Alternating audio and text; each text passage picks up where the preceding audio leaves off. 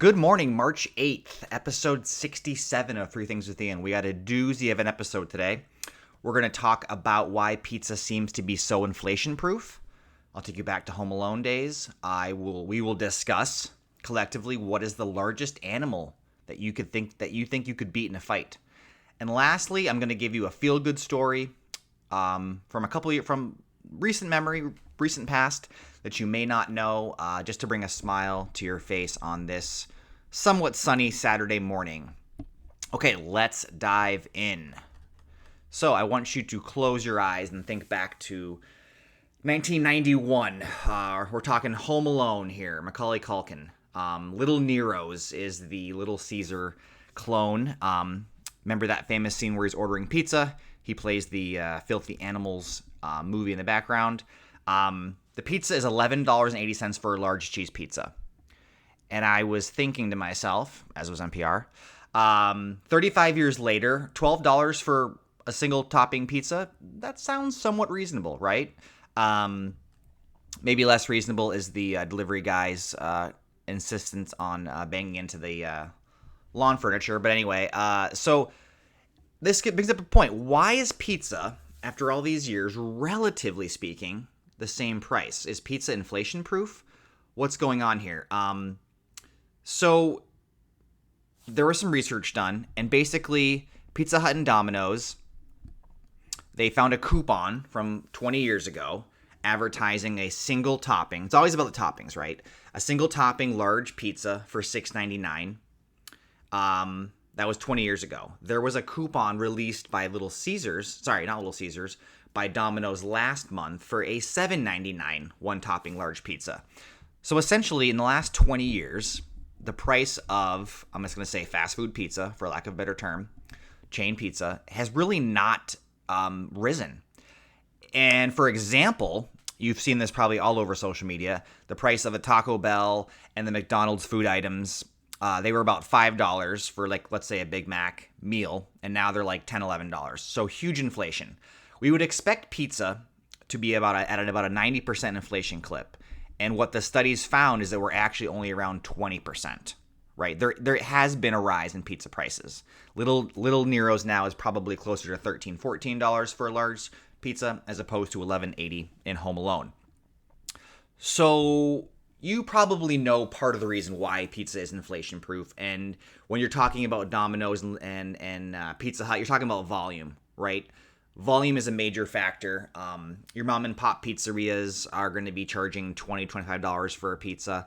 And that's that is partially because of volume. They're not flipping pies at nearly the exorbitant rate of your Domino's and Pizza Hut. But what's interesting, the piece that I was missing, was that the labor required to make one pizza versus five is relatively the same.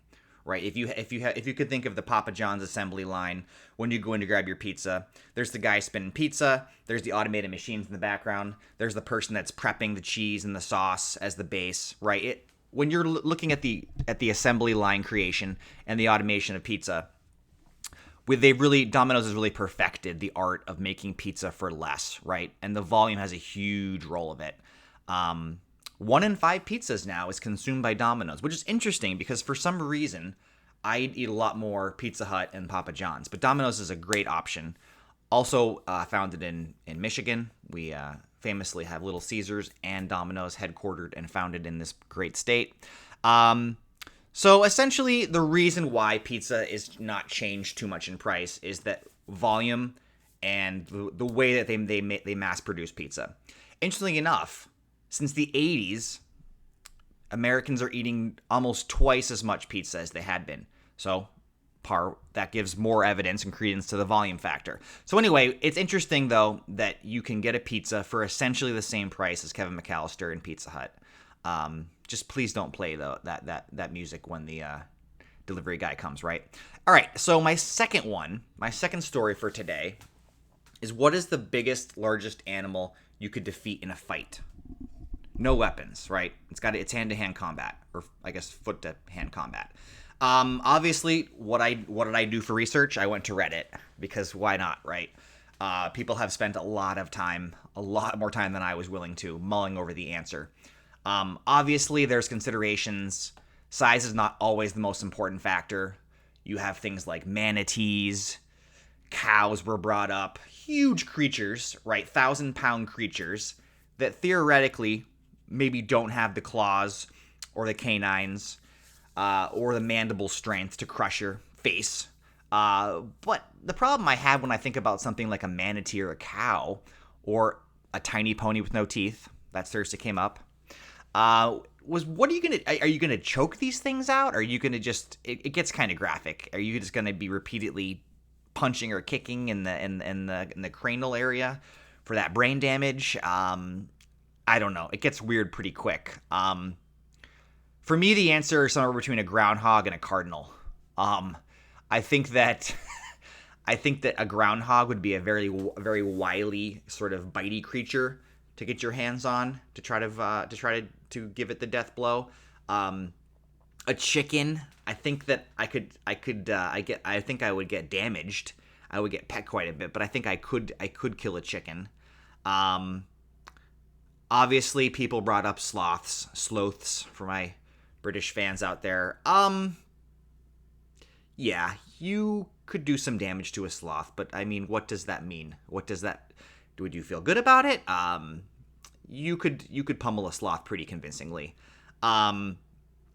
So I will say one of the animals that I was surprised to see a couple times on Reddit, and I think because it's a big animal, but it's not a big animal, is I kept seeing a sun bear brought up, right? A sun bear is one of the smaller bears out there, 150 pounds. They have vicious claws, though. I'm a little surprised that people think they can get a chokehold on one of these animals before some serious damage is inflicted.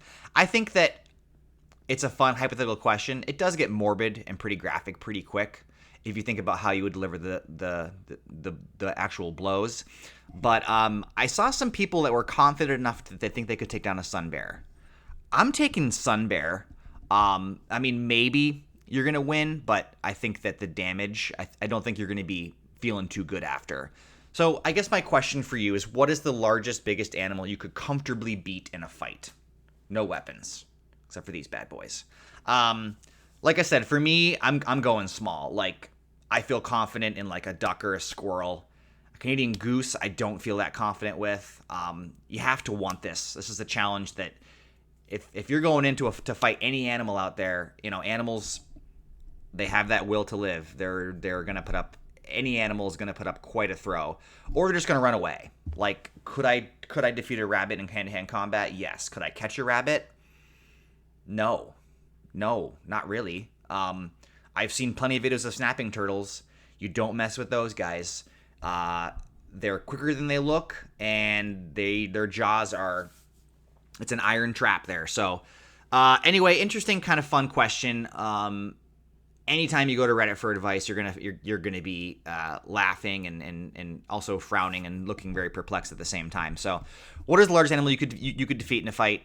Between a cardinal and a groundhog for me is where I lie. All right, so let's talk about a positive news story or just an interesting news story you maybe don't know. So Jeff Kinney, he's actually one of the most famous authors on the planet right now. He's the author of the wildly popular Diary of a Wimpy Kid series. If you have a child, if you've ever seen a child, they're probably reading this book. I'm not going to review the books right now. I mean, they are their own thing, whether you love them or hate them. 290 million copies. Let me just scroll to the stats here. I think we're on to like book 18 or 19, depending on when this article came out. Apparently, there's also a musical. I knew there were live action movies, but there's also a musical. So Jeff Kinney is a man who financially is doing really well. I think that's a fact. So he lives in a small town called Plainville, Massachusetts, 40 miles south of Boston. He lives there with his wife and family. There's not much of a downtown. It needs a facelift, right? So he essentially, and I can't find any modern examples of this, he is essentially single-handedly revitalizing literally this downtown. He has a mission. He has blueprint plans. Ground has been broken. He is going to redo the town square. He is going to do restaurants and beer gardens in the town green that could host farmers markets, festivals, and town gatherings. And this is one guy doing this. He is a one-man redevelopment project. He owns a bookstore, which actually, a wild fact about his bookstore is despite him being Jeff Kinney, wildly famous author, small-town bookstore, charming, indie, he has great people come in to do book readings. He loses millions still on this bookstore. So I know it's kind of an aside, and I kind of segued into the plight of just independent bookstores and their fight for survival. But anyway, it's a loss leader for him, which is not the fact. Like, most people could not have that in their portfolio. But anyway, so Jeff Kinney, ambitious project on overhauling the downtown. It's a true gift, though, what he's doing for the community. He's doing it for the He's not doing it for the fame recognition. This is a news article that I only heard once on NPR, and I did some research for this. But it's not an article that people, I think, generally know about. But we have somebody who has a genuine desire to make a positive impact on a town and its people. And he doesn't have to do this. There's no reason for him to actually do it. He could buy a mansion in Aruba. He could buy a private jet. He could do literally anything. And he might do those things. I don't know. But he also, and this is the important thing, he's also taking the time to do some good for this downtown. In a time, he says, where there's so much polarization in our society, he wanted to give back in a way that would support all persons, all people. He's not building a bar and a restaurant just for those patrons. He's doing the town green. He's doing the green space. He's hitting all these different things, right? I think this is just absolutely fantastic. I think that it's the kind of story that you maybe see on the Steve Hartman 60 Minutes, that you see like the little 2 or 3 minute feel-good story. But this is a guy who's taken it upon himself to breathe some life into a pretty blighted downtown area and give people a reason to not only go to his bookstore and buy books, so there is a personal benefit too, obviously, and his cafe, but to just, he lives in this town, he wants to see it be successful, and I think this is a really good thing. So this is not his hometown, this is sort of his adopted hometown. He moved there fairly recently with his family. He travels and writes books, and he does sort of the faux Hollywood lifestyle thing, I have no doubt, but he also is making time to use the immense success and fame he has. He's one of those people that, in interviews, he's very upfront about the fact that he's very blessed. He's very lucky. He wrote books that just hit at the right time, right? Hit the cultural zeitgeist, graphic novels, that style of illustration. It may not have worked 10, 20 years ago. It works now, and it's wildly successful. I will say that, putting aside my feelings on the books, it's getting kids reading, and that's always a positive thing. So I think this is an ambitious project. I know for myself, I'm going to check in from time to time. So just to recap, this is Jeff Kinney. He's a famous author. Plainville, Massachusetts is a town that he is single-handedly redeveloping for the benefit of all persons. So that was story number 3. Story number 2, I really want to hear the feedback. What is the biggest animal you could defeat in a fight? And then pizza. It's inflation-proof. It's about the same price as it was for Kevin McAllister. That's crazy. That's interesting. Check back in tomorrow for more exciting financial and storytelling news.